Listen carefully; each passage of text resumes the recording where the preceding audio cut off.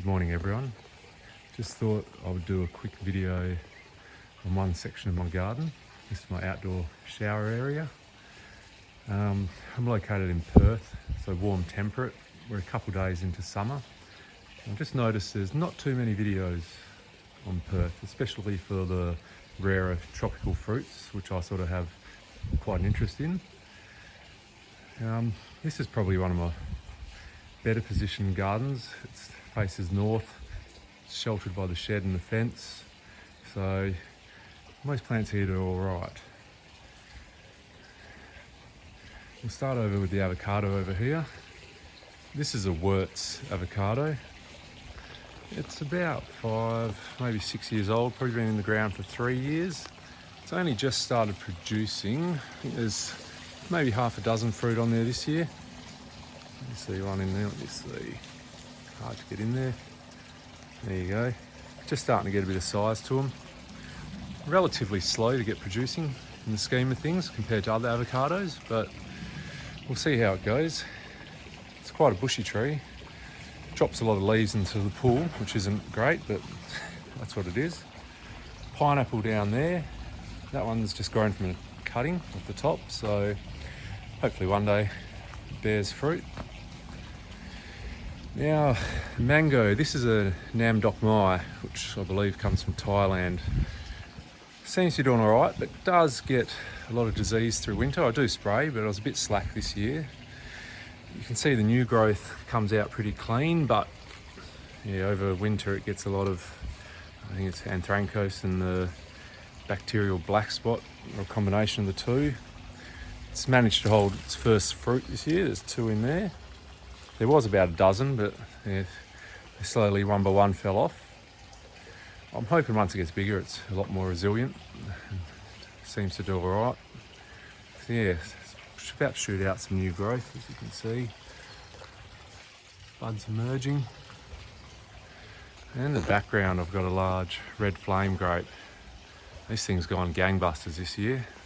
It's absolutely loaded. The grapes aren't that big though. I probably should have thinned them out a bit because they're starting to colour up and they're probably a touch smaller than a marble at the moment. Last year it wasn't as big and it was too many grapes, more than we could eat. And they were probably a bit bigger. So yeah, I'm probably not let it grow along the back of the shed this next year round.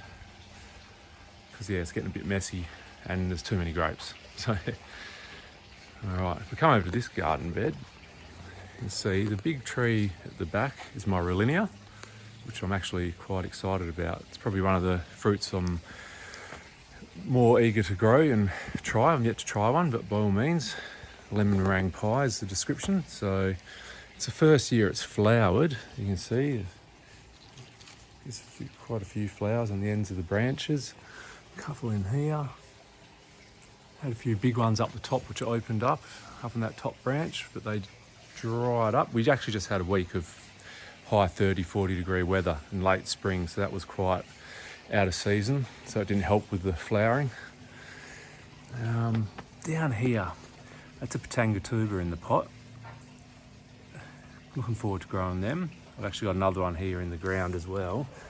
But this one I actually transplanted early spring. It was literally 30 centimetres over. I moved it because I was planting that there, which is a Maprang.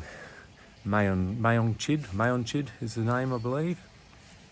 Now that is another Thai plant, which I'm assuming likes the humid tropical conditions.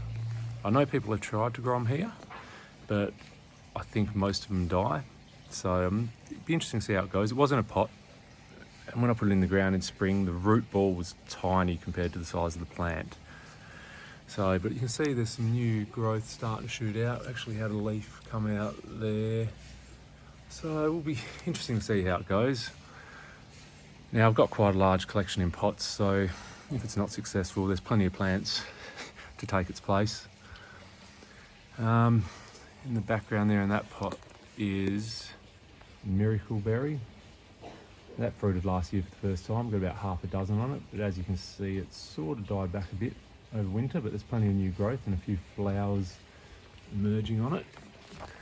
They're quite a funky fruit if you've never tried one.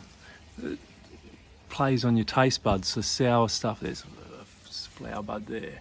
Yeah, makes your taste buds think that sour stuff's sweet, or blocks out sour taste. So yeah, you can eat lemons and all sorts of things and they taste sweet. Down in this pot here is a Jaboticaba. I think it's just a Sabara. That was gifted to me by someone in the Rare Fruit Club. That one's doing really well actually. That cops quite a bit of sun, so it's quite hardened up, that one. So it might go on the ground Monday because it seems to be able to cope with the sun.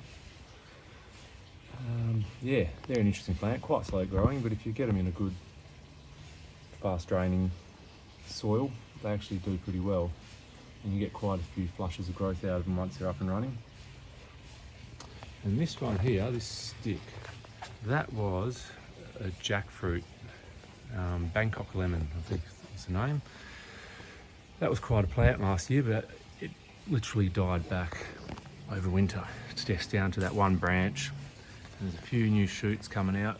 Looks like it's a little bit deficient, but there's a few new shoots coming out on the side there and down the bottom. So I'm hoping that takes off this summer and gets strong enough. I'll probably put a shelter around it or something this winter. Gonna keep that relatively small and espalier it along the fence.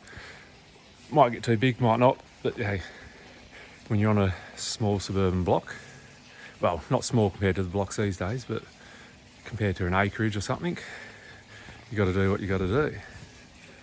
So yeah, anyway, that's just one section of my garden. Hope you've enjoyed it, and I might do some more in-depth videos as we go on. Thank you.